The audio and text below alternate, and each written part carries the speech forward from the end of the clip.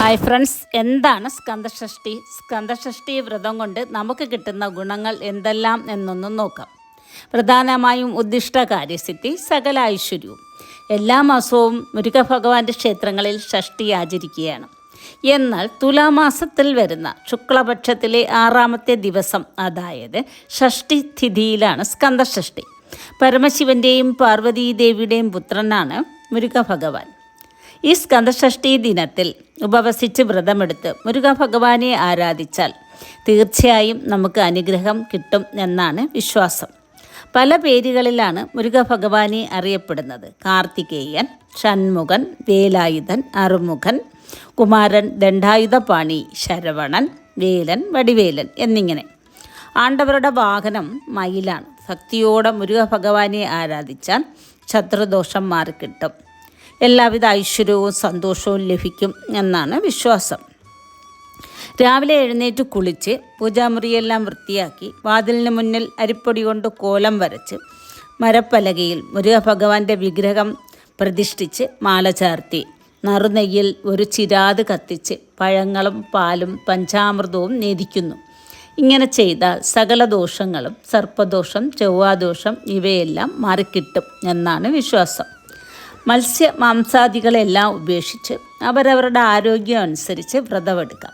ഒരു നേരം ആഹാരം കഴിച്ചും, അല്ലെങ്കിൽ ഏതെങ്കിലും 2 നേരം ആഹാരം കഴിച്ചുകൊണ്ടും, അല്ലെങ്കിൽ ഇളനീർ മാത്രം കുടിച്ചും പഴങ്ങൾ മാത്രം കഴിച്ചും എങ്ങനെയാണോ അവരവരുടെ ഇഷ്ടാനുസരണം വ്രതമെടുക്കാം. സ്കന്ദഷഷ്ഠി ഐതിഹ്യമായി പറയുന്നത് ശൂരപത്മാസുരനെ വധിച്ച ദിവസം എന്നും പറയപ്പെടുന്നു. മറ്റൊരു ഐതിഹ്യമായി പറയപ്പെടുന്നത് ഒരിക്കൽ അവിവേകം മൂലം സുബ്രഹ്മണ്യസ്വാമി ബ്രഹ്മാവിനെ ബന്ധനസ്ഥനാക്കി. ഇതിൽ ദുഃഖിതനായ സുബ്രഹ്മണ്യസ്വാമി ഒരു സർപ്പമായി മാറി, പിന്നീട് കാണാതെയായി.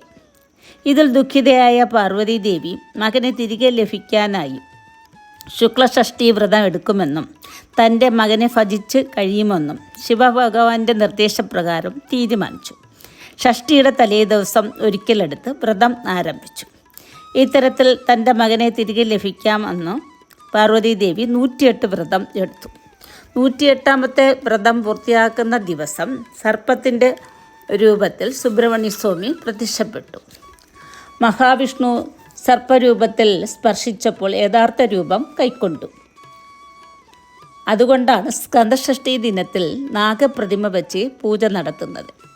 രാവിലെ 6 നാഴിക പുലരുന്നതുവരെ ഷഷ്ഠി ഉണ്ടെങ്കിൽ അർക്കഷഷ്ഠി എന്നും, അസ്തമയത്തിന് 6 നാഴിക മുന്നേ തുടങ്ങുന്ന ഷഷ്ഠിയെ സ്കന്ദഷഷ്ഠി എന്നും പറയുന്നു.